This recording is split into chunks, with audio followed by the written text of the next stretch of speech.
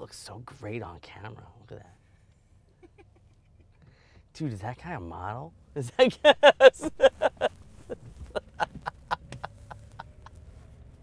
Hey, what's up? It's Derek Halpern. We're gonna talk about growth. Hey, more money. Come take a look. One of the best salesmen on the internet. Boom. We got Jack asking if I got boots on. It's like, nah, man, of course I don't have boots on. I got sparkly shoes. I'm committed to loud shoes. I'm never changing that, ever. We just got back from the New York Times building. We were filming an interview with Ryan, who is the CEO of BounceX, a company, and they did a remarkable job building their company over the last few years from a startup basically to a company with about 300 employees, I think he said. You know what I love about Ryan is that he's got a way of thinking about the world that I don't necessarily always agree with, but it definitely works. I mean, I met him a few years ago when they had like 30 people, and now they're 300 people, and they keep scaling up, they keep going up market, and they're doing a great job.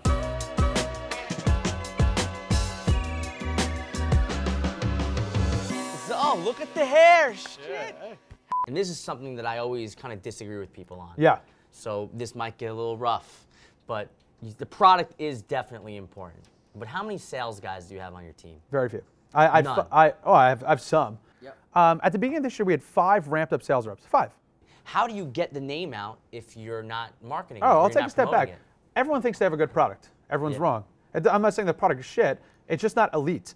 So Google was an elite product. They killed every other search engine because their search engine was just that much better than everybody else. If you're in that, it's not like the 1 in 1,000 company. If you're decide to be, you're going to be the 1 in a million company that whatever you're doing is going to be so much better than everyone else and provide so much better performance for your clients, whatever it is. We need to create revenue for our clients. We need to open up new channels. We need to contribute 10 to 20% to their top line, or else people aren't going to pay us millions of dollars a year. So to get our first customers, I had some context from my industry, but it was like, how do I give my product away for free to people? So it's like, I just went through my business cards, I just email people over and over and over again, take them out to free lunches, provide them value, get them to use my product for free, make sure their product delivers, convince them to pay me a little money, provide more value, get them to pay me more money. And some original co-founders were just people who just hustled. They weren't engineers. Hustle your face off, and then that could seed it. And if something's good, it's like, Google doesn't do $80 billion a year on AdWords revenue because they're like, they have a sales rep calling you, say, hey, you should advertise with Google. It's because it works. All right, hey, see you later, man.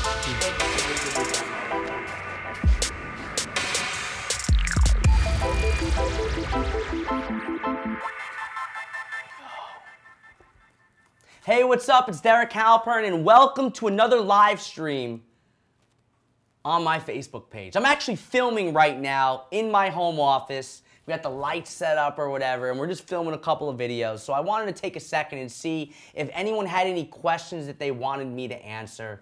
If you want, go ahead and post it in the comments, and we're gonna do our best to try and film a video answering questions. Oh, this is a good question. Derek, how do you tailor your topics to fit your audience? And I don't really tailor my topics to fit my audience. What I do is I create topics based on what I think my audience needs. So I don't take my topic and tailor it to the audience. I go to my audience, figure out what they're having problems with, and then figure out the topic. It's a simple strategy. Javier wants to know what's my content creation process. Great question. So when I have an idea for an article, I sit down, I write down the headline, I promptly rip up that piece of paper and storm around the house banging things for like a solid hour. Then maybe I'll come back and I'll sit back down, I'll write a headline, and I'll rip up the paper again and go storm around the house banging things. And then finally, when I'm finally taking things seriously, I'll sit down and I'll write it out, and it'll get done. Usually like about an hour before it's due. But that's my process, it works. Daniel says, what's the most important thing I need to focus on in a launch? I have one coming up in about a month.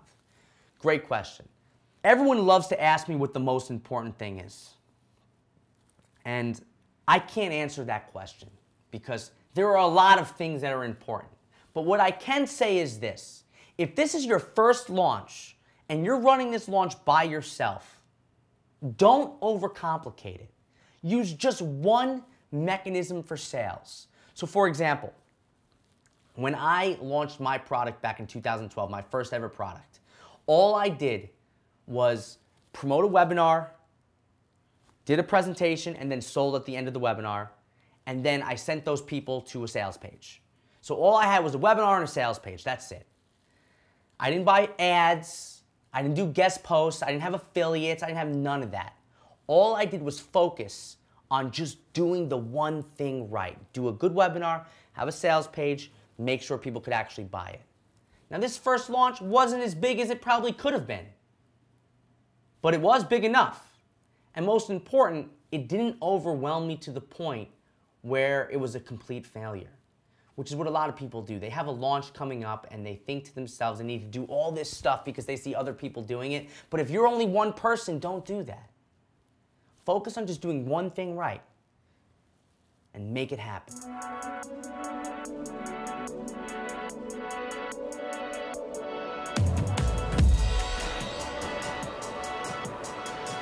Hey, nice to meet you. I would lead with an individual problem. I wouldn't do 5 problems because it reminds me of those stupid pharmacy commercials. Yeah. Do you wake up feeling tired and then all of a sudden they switch it to like, it's now bright out, you feel great. Yeah. Don't do that. I would start with something very specific.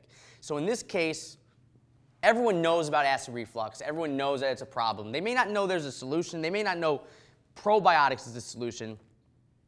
But you're talking to usually a customer who's aware of what it is.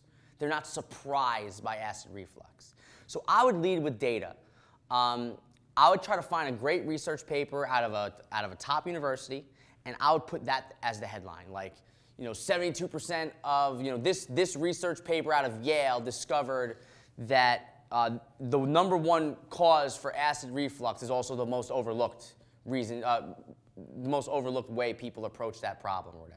And then what I would do is I would actually write it as if you're writing an article, and don't even think about the sales pitch.